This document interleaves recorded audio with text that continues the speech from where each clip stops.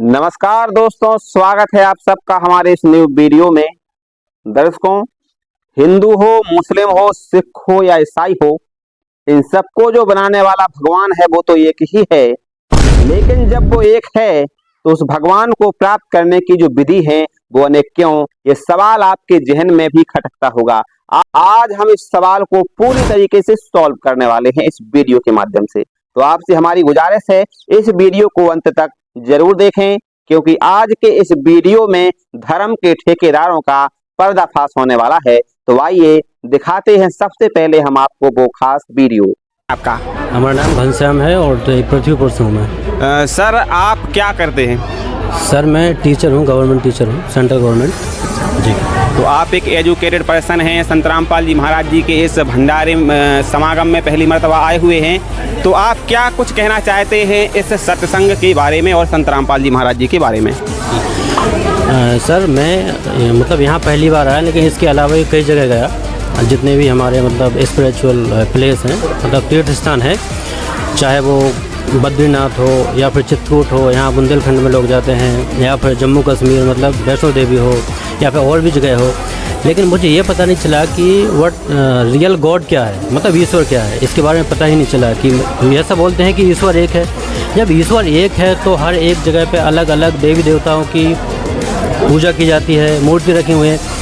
Real God क्या है? हम बोलते हैं कि ईश्वर एक है, वो क्या है? ये डाउट है मुझे। इनका सवाल है कि रियल गॉड क्या है। तो हम संत रामपाल जी महाराज जी को यहाँ पर शिष्य खड़े हैं, उनसे जानने का प्रयास करेंगे। इससे पहले हम उनका परिचय प्राप्त कर लें। नमस्कार सर। नमस्कार जी। क्या नाम है आपका? हेमंत दास। आप कहाँ से हैं सर? मैं जिला निवाड़ी एमपी का रहने वाला हूँ। तो इनका जो सवाल है कि तमाम जगह ये गए हैं, तमाम लोग तमाम तरह की बातें करते हैं कि भगवान ये है वो है, इनका कहना ये है, लेकिन वास्तव में जो सबका मालिक एक है, जो सुप्रीम गॉड है, वो क्या है? उस विषय में आपका क्या कहना है? देखिए सर, आपने बिल्कुल सही कहा है कि सुप्रीम गॉड कौन है इसकी जानकारी नहीं पड़ती है, क्योंकि जगह जगह जाते हैं लोग, जगह जगह अन्य अन्य प्रकार के देवताओं की पूजाएं होती हैं। कहीं ब्रह्मा की पूजा, कहीं विष्णु की पूजा, कहीं शंकर की, कहीं दुर्गा की, कहीं गणेश की, कई जगह अपने अपनी मत से अपनी अपनी पूजाएं होती हैं। तो यहाँ पर जो साधक हैं वो कन्फ्यूजन में आ जाते हैं कि हम किसको भगवान माने, कौन रियल भगवान है, किसकी पूजा करें। तो ये बिल्कुल सही है। अब इसके पीछे बहुत बड़ा षड्यंत्र है। इसको चाहे षड्यंत्र कहें, चाहे मतलब कोई रोजी रोटी रोजगार कहें, कुछ भी कहें। जो हमारे धर्म गुरु थे, जो अभी तक जो हमारे धर्म गुरु रहे, जिनको गाइडलाइन देने का अधिकार था, जिनके हाथ में बागडोर रही आध्यात्मिकता की, उन्होंने हमें कंफ्यूजन में डाला है। उन्होंने कभी नहीं बताया है कि रियल गॉड कौन है। सर, यहाँ पर हम आपको रोकना चाहते हैं। आप जो बोल रहे हैं कि वो हमें कन्फ्यूजन में डाल रहे हैं, हमने ये देखा है कि वो मानव समाज कल्याण के लिए जितना संघर्ष कर रहे हैं उतना तो कोई कर ही नहीं रहा है।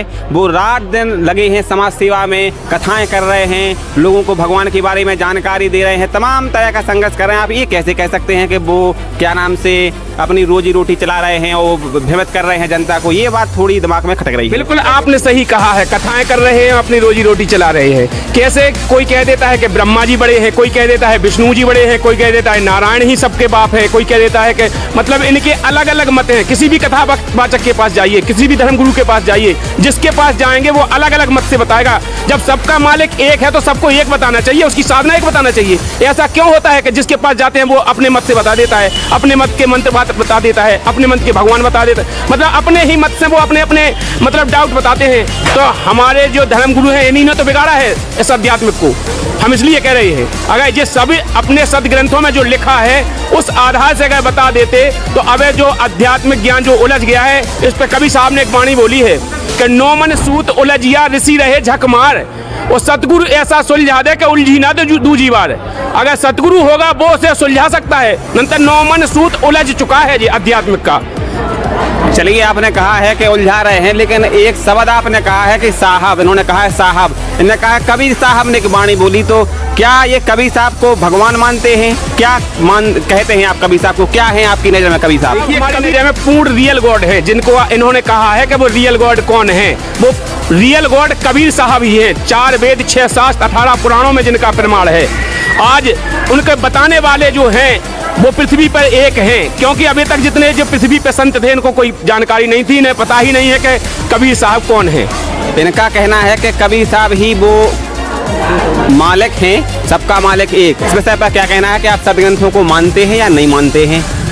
सदग्रंथों को मानते हैं, क्योंकि जैसे 4 वेद हैं वो तो किसी ने नहीं लिखे, लेकिन जो चारों वेद हैं उसके जैसे ऋग्वेद है, तो ऋग्वेद का जो 10वां मंडल है वो बाद में जोड़ा गया है और उसमें अमेंडमेंट किया गया है, संशोधन किया गया है। इसके अलावा और भी वेद हैं, जो 3 वेद और हैं उनमें भी किया, और जो पुराण हैं और इसके अलावा उपनिषद हैं। तो ये तो जो ऋषि मुनि थे उनके ओपिनियन है, क्योंकि जो वेदांत इसको बोलते हैं, वेदांत का मतलब है कि वेदों के, जब वेदों का अध्ययन कर लिया गया, जब हमको ईश्वर का पता नहीं चला, तो बहुत सारे ऋषियों ने वेदों के बाद जितने भी उपनिषद लिखे या फिर पुराण लिखे तो उनको वेदांत बोला जाता है। तो वो उनके अपने ओपिनियन हैं, अपने अनुभव हैं। हाँ, उनके अनुभव हैं, उनके ओपिनियन हैं। तो हम ये कैसे मान सकते हैं कि वो सही है? हो सकता है वो गलत हो। यदि उसमें ये लिखा है कि सही है, गॉड है, तो वो गॉड हमको कैसे मिलेगा? ये हम कैसे मान लें कि वही गॉड है? कैसे मिलेगा हमको, ये बताइए। अब आप बताइए, इनका जो सवाल है उसका जवाब आप दीजिए। बिल्कुल इनने सही कहा है कि जैसे कि जो अन्य ऋषि महात्मा हुए उन्होंने अपना अनुभव लिख दिया उन वेदों में या पुराणों में भी लिख गए, वो तो हम कैसे माने? देखिए इसके लिए एक हुए, जैसे कि जो 4 वेद हैं, 6 शास्त्र हैं, 18 पुराण हैं, उनमें से जो बात अगर सब में मिलती है एक जैसी, तो वो तो मानो सही है। वो अगर हमारा मत अलग है, उनका मत अलग है, वो अलग अलग मत से मिल रही, तो वो बात गलत है। इसको तो हम मान सकते हैं। हाँ, हम आप मतलब इनकी बात से सहमत हैं कि जब एक ही बात अनेक सदग्रंथों में मैच करेगी तो वो बात सही मानी जाएगी। वो उनका अपना अनुभव नहीं है, वो भगवान के द्वारा दिया गया ज्ञान है। ठीक है, इससे तो हम एग्री हैं, लेकिन भगवान वही है, ठीक है, ये हमने मान लिया, लेकिन भगवान मिलेगा कैसे? ये कैसे पता चलेगा कि हमको भगवान प्राप्त होगा? हमको मोक्ष कैसे मिलेगा, ये कैसे पता चलेगा? बिल्कुल इनने सही कहा है कि वो मिलेगा कैसे। मिलेगा तब जब हम, देखिए कोई भी चीज़ है, अगर हमको बच्चा को पढ़ाना है तो उसको टीचर चाहिए, उसके ग्रंथ चाहिए, जो किताब चाहिए, उससे पढ़ेगा तब वो टीचर बन पाएगा। तो इसी तरह हमारे जो भगवान प्राप्ति के लिए हमें सदग्रंथों के अनुसार बताने वाला पहले गुरु चाहिए। अब गुरु यहाँ पर बहुत हैं, यहाँ पर गुरुओं की भीड़ पड़ी। अब इनमें गुरु तुम कहे ना कि हमारे तो बे गुरु, जय गुरु, हजार गुरु हैं, गुरु की कुल कमियां हैं, तो हम क्या मान लें कि जय गुरु है वो तत्वदर्शी संत? तो ऊ के लाने परमात्मा ने बताया है कि सतगुरु के लक्षण कहूँ मधुरे बैन विनोद, और 4 वेद 60 शास्त्र तो कहे 18 बोध।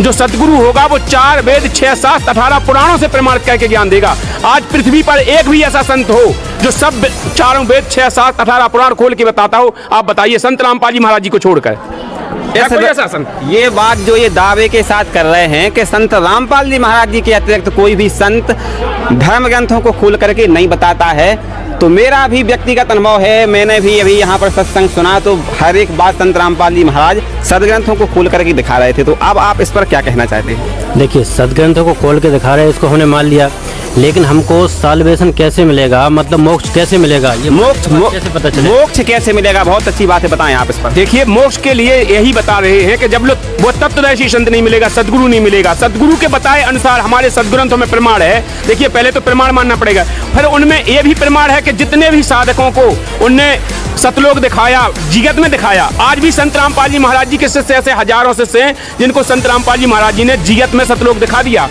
और फिर लौट के वापस छोड़ दिया। ऐसे कई ऐसे दादू साहब हैं, नानक जी हैं, जितने भी जिनका मोक्ष हुआ है, रविदास जी हैं, जितने भी मीराबाई हैं, जिनका मोक्ष हुआ है, उनको लेकर एक सतलोक में और जाकर उनको छोड़ा, उन प्रमाण मानोगे? मुद्दे से बात भटक रही है। इनका सीधा सवाल ये है कि आप बोल रहे हैं कि तत्वदर्शी संत की शरण में जाने से ही मोक्ष संभव है, तो तत्वदर्शी संत ऐसे तो कोई भी कह देगा कि हम हैं, जे हैं, जे हैं, जे हैं, उसकी कोई परख तो होगी, कोई पहचान तो होगी। हम कैसे पहचानेंगे कि ये है वो तत्वदर्शी संत? क्या अनुरुद्ध आचार्य जी महाराज हैं या फिर गोपाल दास जी महाराज हैं या कौन से महाराज हैं? उसका कहाँ कोई प्रमाण तो हो, तब तो पहचानेंगे। देखिए, मैंने आपको बताया है, श्रीमद देवी भागवत पुराण आपने पढ़ा होगा, गीता जी को पढ़ा होगा। गीता जी में प्रमाण है अध्याय 15 के 1 से लेकर 4 तक। उन्होंने कहा है, हे अर्जुन, उर्ध्व मूलम अधः शाखम, इस संसार रूपी वृक्ष को पीपल का पेड़ जानो, जो इसको जड़ से लेके पत्ते तक बता देगा वह तत्वदर्शी संत होगा, वही तात्पर्य का जानने वाला होगा, उसके शरण में जाने के बाद मोक्ष होगा। सर जी का कहना है कि गीता जी में प्रमाण है कि तत्वदर्शी संत की पहचान क्या है, और इनका ये भी दावा है कि वर्तमान में तत्वदर्शी संत केवल रामपाल जी महाराज हैं। तो ये गीता जी में कहाँ पर शब्द कहते हैं, इसके लिए हम गीता ही मंगवा लेते हैं और इनको इनके हाथ में भी देते हैं और ये बताएंगे कि कहाँ पर प्रमाण है तत्वदर्शी संत के बारे में। किसी के पास यहाँ पर गीता है क्या? है तो निकालिए, दीजिए। ये है श्रीमद् भगवत गीता, जयदयाल गोविंद का इसके अनुवादक हैं और गीता प्रेस गोरखपुर से ये प्रकाशित है। तो सर, ये रही गीता और ये रहा कैमरा। दर्शक आपको बिल्कुल लाइव देख रहे हैं। अब आप बताएं कि तत्वदर्शी संत रामपाल जी महाराज हैं और कोई नहीं है, सिद्ध करें गीता जी, बताएं। ये पहले तो मैं आपसे एक गुजारिश कहना चाहता हूँ, कैमरे के सामने आए, कैमरे के सामने गुजारिश कहना चाहता हूँ, पहले से देख लीजिए कहीं संत रामपाल जी महाराज जी की छवि तो नहीं है जा? नहीं छपी है, नहीं छपी है भैया। छपी है क्या ये संत रामपाल जी महाराज जी की? ये तो गीता प्रेस कॉलेज और जयदयाल गोविंद का इसके अनुवाद है। बिल्कुल बिल्कुल, मैं बताइए। आपको इसमें दिखाता हूँ। सबसे पहले ये अध्याय 4 के 34 में लेके चलता हूँ। उसमें वहाँ पर कहा है कि उस तत्वदर्शी संत की शरण में जा। अध्याय 4 का 34 श्लोक नंबर दिख रहा हो? देखिए इसमें क्या लिखा है। इसमें लिखा है उस ज्ञानी को तू तत्वदर्शी, इधर आ जाओ सर जी, आप भी इसको पढ़ो, क्या लिखा है। उस ज्ञान को तू तत्वदर्शी ज्ञानियों के पास जाकर समझ, उनको भली भांति दंडवत प्रणाम करने से, उनकी सेवा करने से और कपट भाव छोड़कर सब सरलता पूर्वक प्रश्न करने से वे परम तत्व परमात्मा को भली भांति जानने वाले ज्ञानी महात्मा तुझको उस तत्व ज्ञान का उपदेश करेंगे, लिखा है। अरे सर, तत्वदर्शी संत की पहचान बताओ। पहले हम तत्वदर्शी को सिद्ध कर रहे हैं कि तत्वदर्शी की शरण में जाओ जब तो मिले। आप तत्वदर्शी संत की पहचान बता रहे हैं, बताइए बताइए। 15 पे आ जाइए। अब ये रहा आपका अध्याय 15। देखिए सर, ये रहा अध्याय 15।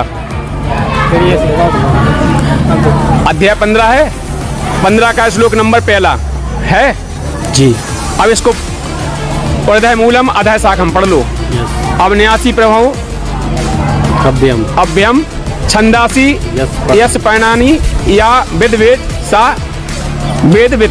देखो अब इसको अर्थ पढ़ लो आप। इते देखिए, संसार रूपी पीपल का पेड़ वृक्ष अविनाशी कहा गया है। इस संसार रूपी पीपल के पेड़ को वृक्ष कहा गया है। इसको मतलब जो जड़ से लेके देखो ये लिखा है, उस संसार रूपी वृक्ष को जो पुरुष मूल से तत्व मतलब मूल से जड़ तक बता देगा वह तात्पर्य वेद को जानने वाला होगा। लिखा है तात्पर्य वेद को जानने वाला होगा, वही तत्वदर्शी संत होगा। इसके बारे में स्पष्ट कहा है कि वही तत्वदर्शी संत होगा। तो आज तक किसी ने बताया ये संसार रूपी वृक्ष? अब इसके लिए अध्याय 16 और 17 में हम आपको दिखा दें। सर, हमारे संत रामपाल जी महाराज जी ने उन 15 के 1 से 4 तक और 16 17 दोनों को क्लियर करके दिखाया है। यहाँ पर लिखा हुआ है, देखो, अक्षय पुरुष एक पेड़ है, निरंजन बाकी डाल और तीनों देवा शाखा है, पात रूप संसार। ये है अक्षय रूप पेड़ और निरंजन बाकी डाल और जो तीनों देवा देखो शाखा है और पात रूप संसार, हम सब संसार हैं। अब अबे तक अपन पूजा किनकी कर रहा है? ब्रह्मा विष्णु महेश की पूजा कर रहा है। इस संसार रूपी वृक्ष को उल्टो गाड़े अपन। अभी के गए हम पत्तन में पानी डालें तो इसको पेड़ों सूख जाए, हरो भरो सूख जाएगा। इसलिए हमारे संत रामपाल जी महाराज जी ने कहा है कि इस पेड़ को सीधा कर लो, मतलब ऐसा लगा लो। मतलब हमारे गुरुजी ने कहा है इस पेड़ को सीधा कर लो। अब इसकी जड़ में पानी नहीं डालना है। जड़ को अब किसी ने बताया नहीं कि जड़ कौन है। जड़ को बताने वाले जगत गुरु तत्वदर्शी संत रामपाल जी महाराज जी हैं। उन्होंने बताया है कि पूर्ण ब्रह्म परमात्मा कबीर साहब हैं जड़। तो ये रहा सीधा पेड़। अब हम जड़ में पानी डालेंगे तो पूरा पेड़ हरा भरा हो जाएगा। देखिए पूरा आपका ये लिखा हुआ है, वही अक्षय पुरुष पेड़ है, निरंजन बाकी डाल, तीनों देवा शाखा है, पात रूप संसार।